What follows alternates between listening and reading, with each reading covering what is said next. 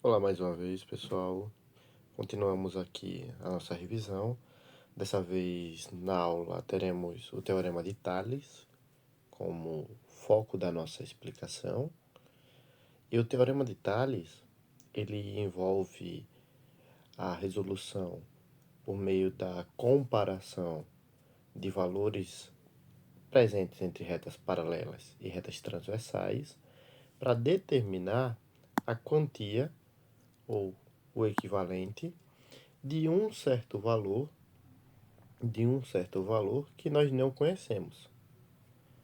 Relembrando o que são retas paralelas e retas transversais, as retas paralelas vão ser aquelas retas que elas nunca vão se encontrar, independente do quanto eu estique essas retas.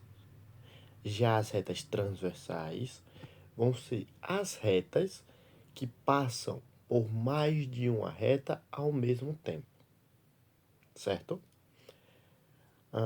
Vamos ver algumas questões envolvendo o Teorema de Tales para saber como é que funciona a resolução de cada uma delas. Só observando aqui a nossa primeira questão, ela fala o seguinte: sabendo que as retas R, S e T são paralelas, determine o valor de x na imagem a seguir. Nós temos aqui a figura, certo? Demonstrando as retas R, S e T, que são essas retas que estão em preto, enquanto aqui em vermelho nós temos as retas transversais. E como nós sabemos que elas são transversais, porque elas apresentam um ponto de encontro aqui, um outro ponto de encontro aqui e um outro ponto de encontro aqui.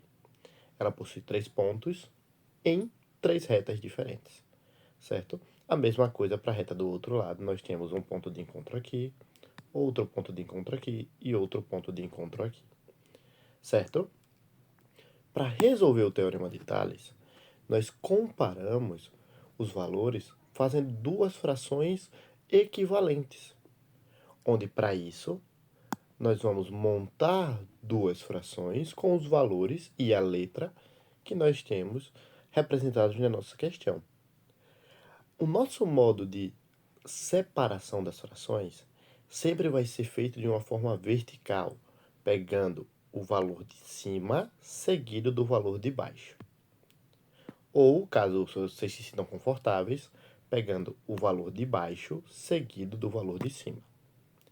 Lembrando que a escolha que vocês fazem para montar a fração tem que ser seguida para os dois lados. Se eu começo pegando o valor de cima aqui desse lado esquerdo, então eu vou pegar o valor de cima aqui do lado direito, certo? Mas para essa questão, como é que ficaria a resolução dela? Já que nós temos que montar a nossa fração, nós vamos alinhar os nossos valores, fazendo o seguinte. Eu sempre prefiro seguir a ordem que está sendo mostrada aqui. O 16 é o valor de cima, então ele vai ficar em cima da minha fração, que 16, sobre, como o x está embaixo, sobre x. Já que são frações equivalentes, então sinalzinho de igual aqui no meio. E a mesma coisa para o outro lado. Já que eu comecei pelo 16, que é o valor de cima, então do outro lado eu vou começar pelo 20, já que ele é o valor que está em cima. 20 sobre 4, que é quem está embaixo. Agora que eu fiz essa montagem das duas frações, eu vou fazer uma multiplicação cruzada, também conhecida como multiplicação em borboleta, onde o 16 é multiplicado pelo 4, enquanto o x é multiplicado pelo 20. E nós vamos ter o seguinte: 20 vezes x, que daria 20x, igual a, deixa eu mudar a cor, a 16 vezes 4. Bora ver quanto é 16 vezes 4. 16 vezes 4. 4 vezes 6, 24. 4 aqui e sobe 2. 4 vezes 1, 4. Mais 2, 6. Então aqui daria 64. Agora, nós temos que dividir o nosso 64 aqui por 20. Nós vamos pegar esse 20 aqui, que está junto do x, e passar ele para o outro lado. Como tem uma multiplicação aqui entre o 20 e o x, então ele passa para lá dividindo. Por isso que nós temos que dividir 64 por 20. Então, nós vamos ter que x é igual a 64 dividido para 20. Ok? Vamos dividir isso daqui. Como o nosso valor ele tem que ser dividido de forma direta, já que não tem como a gente simplificar fazendo aquela separação por valores menores, nós vamos fazer o seguinte. Temos que achar um número multiplicado por 20 que dá 64 ou chega perto. E esse número seria o 3. 3 vezes 20 daria 60. E 64 menos 60 sobra 4. Como nós não podemos parar na nossa divisão,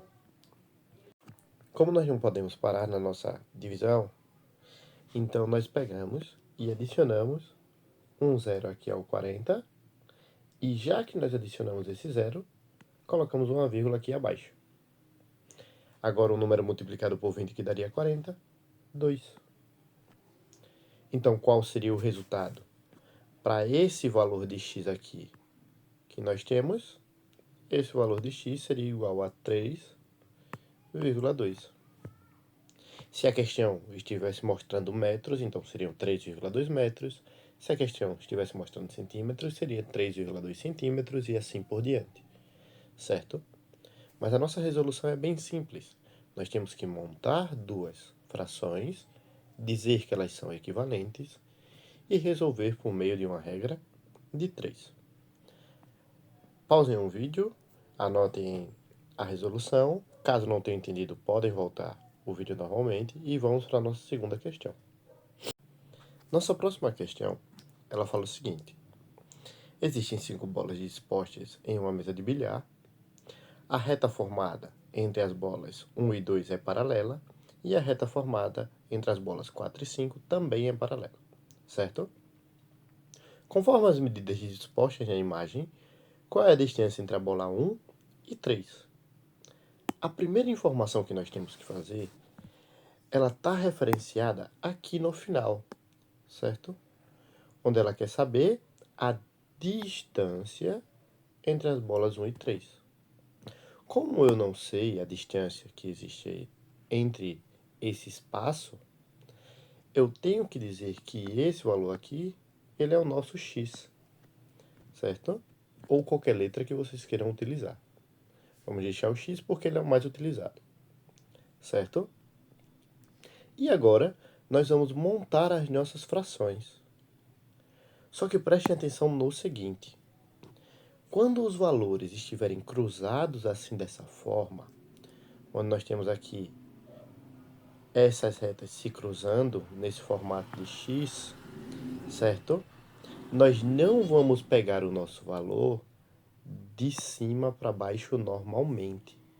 Nós temos que seguir a nossa reta para poder determinar o nosso valor. E como que a gente determina cada um deles? Saindo aqui da bola 1 e seguindo a reta transversal dela, que é da 1 até a 4. Aqui nós teremos o valor, que é o x aqui logo nesse começo. E se a gente for seguindo, o 60. Então é como se nós tivéssemos uma reta, não vai ficar tão retinha assim, certo? Nós tivéssemos essa reta daqui, onde na parte de cima nós temos o x e embaixo nós temos o 60. E para o outro lado, saindo aqui da bola de número 2, nós temos esse pedaço que mede 50 e aqui abaixo que mede 75. Então nós teríamos outra reta, deixa eu fazer de outra cor. Teríamos outra reta, onde Aqui nós teríamos 50 desse lado e 75 do outro. Certo?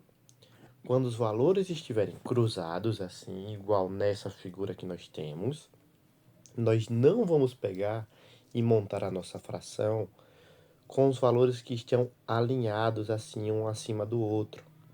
Igual aqui nós temos 50 sobre 60. Nós não vamos fazer desse jeito. Nós vamos seguir a nossa linha para determinar esses valores. Lembra que sempre temos que pegar seguindo a mesma reta e não a mesma posição, certo? Então, vamos montar aqui a nossa fração agora. Mesmo esquema de antes, como o x está em cima, vou deixar ele por cima aqui, nesse caso. X sobre 60 igual a 50 sobre 75.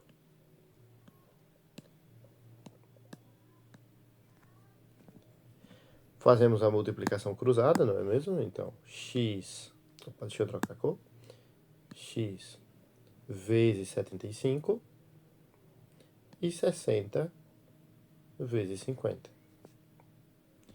X vezes 75, deixa eu fazer aqui um pouco mais abaixo. X vezes 75 daria 75x igual 60 vezes 50. Bora ver quanto que seria.